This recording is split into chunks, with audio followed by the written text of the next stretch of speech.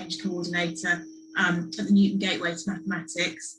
And we've got some short welcomes and introductions this afternoon, followed by a number of longer talks. And each of the talks will have about 5 minutes after them for questions to be raised. If you can post your questions in the Q&A tab, which is at the bottom of your screen, and the chair of each of the sessions will raise that question to the relevant speaker, and will also keep us to time. We've got a half an hour session tomorrow at the end of the event tomorrow afternoon for questions and answers. So anything that we don't have time to discuss today will carry over to that longer session tomorrow afternoon that Julia Gogg will be chairing. And if you have any questions, any sort of IT issues, then if you want to post those in the chat section to either Claire Bonner or myself, Claire Merritt, that would be fine. And I'll hand over to David Abrahams now. Thank you. Thanks very much. So for those who don't know me, I'm David Abrahams. I'm the current director of the Isaac Newton Institute for Mathematical Sciences, which is the sort of body that's bringing this to you today. I'm delighted to be able to say a few words. Thanks for that opportunity. And if I could start by just saying a couple of words about the Institute itself, for those who don't know about it. The INI is a visitor research institute. It's been going since 1992, and it roughly has about 2,500 research visitors a year passing through our building in normal times, undertaking programs on research in mathematical sciences across the whole landscape, from the very pure to the very applied mathematics, and also in many other disciplines as well. It's obviously been difficult for a research visitor institute to work while we're in lockdown, but we thought of ways that we could engage during this time and stay as valuable as we normally are. I should say also that the knowledge exchange or impactful side of the Institute is run by the Newton Gateway to Mathematics, which Claire is one of the organisers of.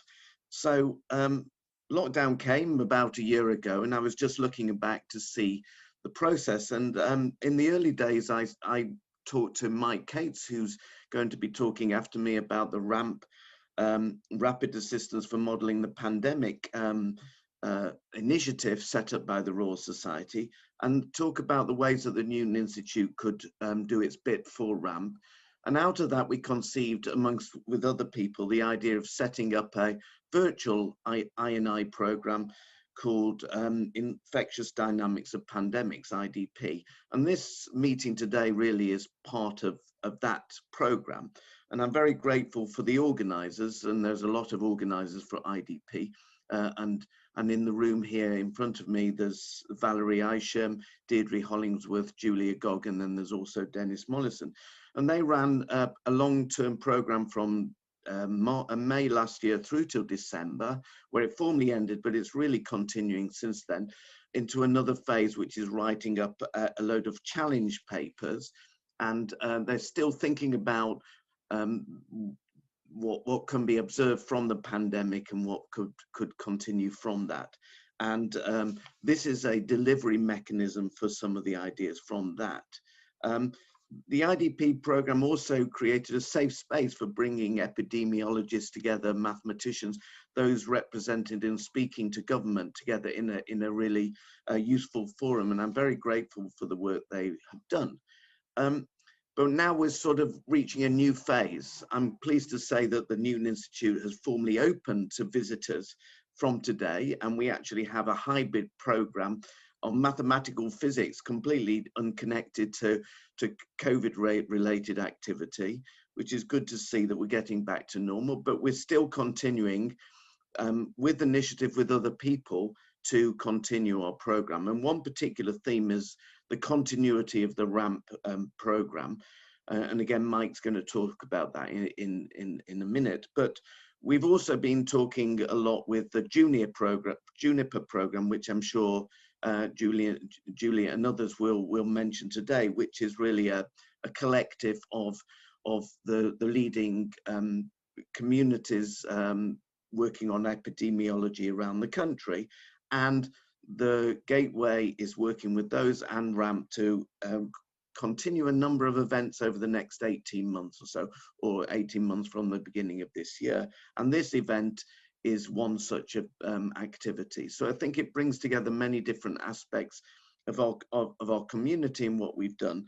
And I think that gives you a little bit of scene setting. Finally, could I just thank Claire Merritt, who's the anchor for this, and Kira Dangerfield also for her work in setting this meeting up. And thanks to all the organisers of the event. With that, I pass on to Mike, and thank you very much. And I hope you have a really enjoyable couple of days. Thank you.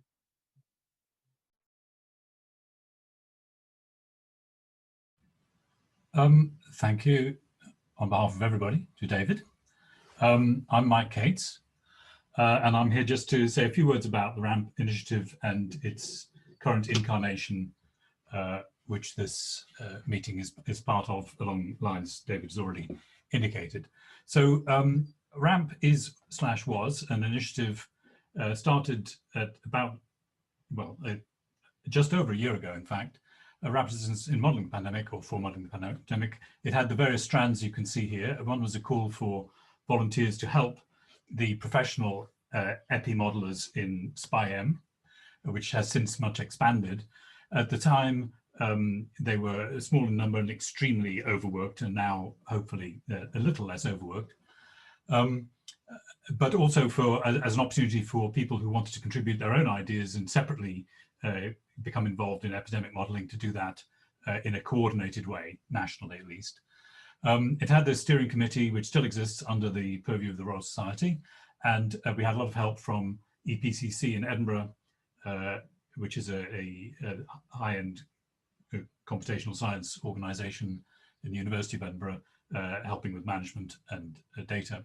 So the idea initially was to have a period of voluntary effort by all manner of people, which was scheduled to last from April till July, which did happen. There was an enormous response to our original call, of which we were only in the end really able to deploy a minority of those interested in becoming involved. So yeah, so these are some of the things we did. We put these volunteers into the SPI-M groups. We established online forums, which again still exist, although they're in a relatively small community on that forum now, 6 months after this was all, well, more than that, after this is all meant to finish. We established something called the Rapid Review Group, which is a peer review system for quickly establishing the importance for policy of scientific reports and papers from outside the SPI-M typically, and this has been used by government as well as the advisors to government on SPI-M, which is the national modelling group responsible for advising UK government on policy. And we also helped establish the Infectious Diseases Pandemics Programme, which David has already told you about.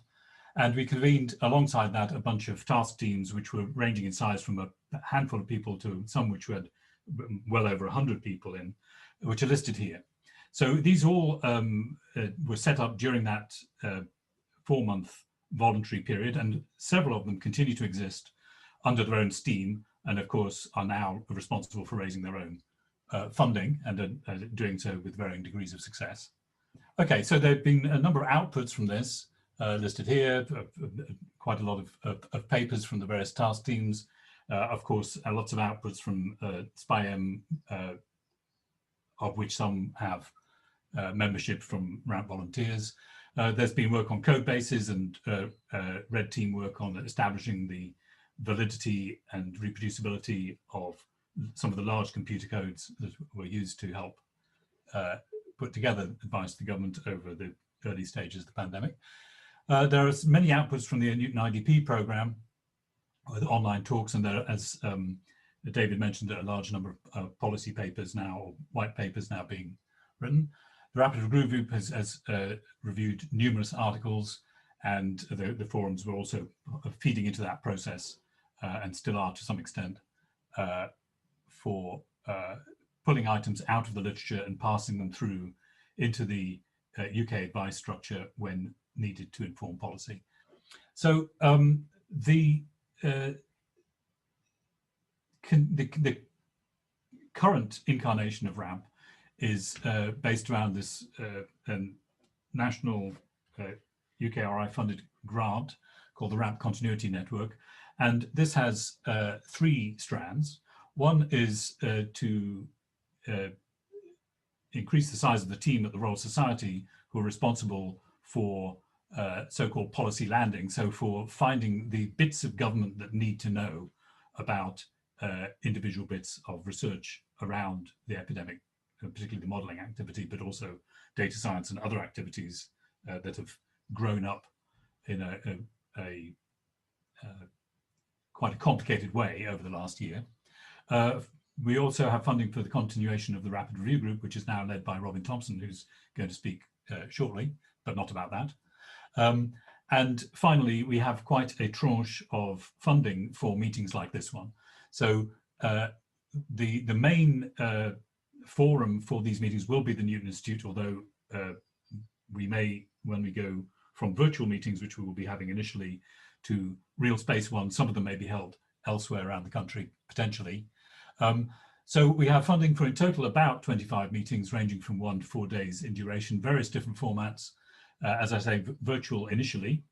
And the idea though here is, although this is a way of tapping into and keeping communications going amongst the various task teams that were set up in RAMP, it's much more important to view this as a open communication structure for the whole of the modelling community. So it doesn't matter at all whether anyone on this call was a RAMP volunteer or not, as far as we're concerned. We'd like to see a continuing engagement of the mathematical modelling community to the benefit of the professional epidemic modelers. And of course, there are an increasing number of people who are on this spectrum between interested lay scientists and professional epidemic modelers. So the choice of topics for these meetings is intended to be responsive. So we welcome suggestions for future topics and formats.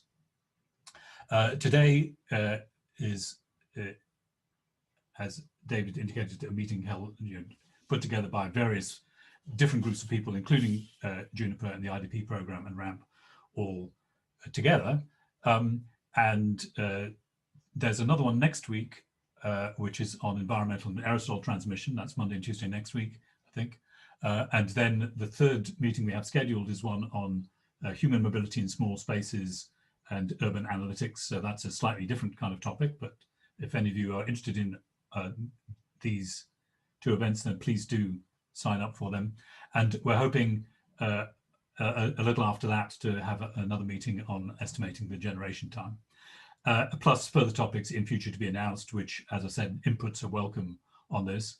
And inputs, I mean, you don't have to be based in the UK to have an idea of what's an important scientific question around COVID that will have some link on the way countries are evolving policy on this. So we welcome suggestions from all quarters. So that's all I had to say. And I hand back to, I suppose, Claire as chair, or Robin, who's going to speak next, I think. I think Deirdre's going to take over now. Oh, is Deirdre going to take over? Excellent. Thank you very much, Mike. And thanks again to the organisers. This has been a really fun looking programme, really interesting stuff and very relevant now. So thanks to all the hard work that's gone in already.